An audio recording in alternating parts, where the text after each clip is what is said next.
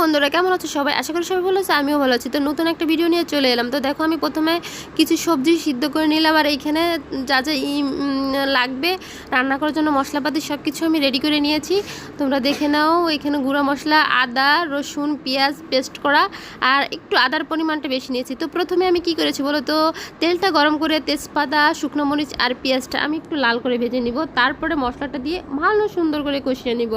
এরপরে আমি কি করব, সিদ্ধ করা সবজিটা দিয়ে কিছু সময় কষিয়ে এর ভিতর কি করে দেব, ডাবরির ডাল। এটা আমি ভাপ দিয়ে নিয়েছি, কারণ ভাপ দিয়ে নিলে কি তাড়াতাড়ি রান্না হয়ে যায়। তো দেখো, ডাবরির ডালটা আমি দিয়ে দিলাম। এখন কিছু সময় কষিয়ে এর ভিতর জল অ্যাড করে দিব।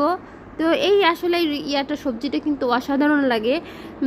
অসাধারণ লাগে বলতে, হোটেলে যেমন সকালবেলা রুটি বা পরোটার সাথে একটা সবজি ডাল দেয়, সেম লাগবে, একদম সেম। একটু আদার পরিমাণটা একটু বেশি দিবে আর গরম মশলার গুঁড়াটা দিবে, তাহলে একদম সেম লাগবে। তো আমার দেখো কষানো হয়ে গেছে, আমি চটপট করে একটু জল দিয়ে দিলাম। জাস্ট ব্লক আসলে এর ভিতরে আমি কি একটু স্পেশাল মশলাটা দিব আমার, আর হচ্ছে গরম মশলার গুঁড়াটা দিয়ে দেবো। তাহলে কি আমার হচ্ছে সবজিটা রেডি খাওয়ার জন্য। তো দেখো, আমার ব্লক এসে গেছে, আর এর ভিতরে আমি কিছুটা কাঁচামরিচ দিয়ে দিলাম। এরপরে দিয়ে দিলাম গরম মশলার গুঁড়া, আর হচ্ছে স্পেশাল মশলাটা একটু দিয়ে দিয়েছি।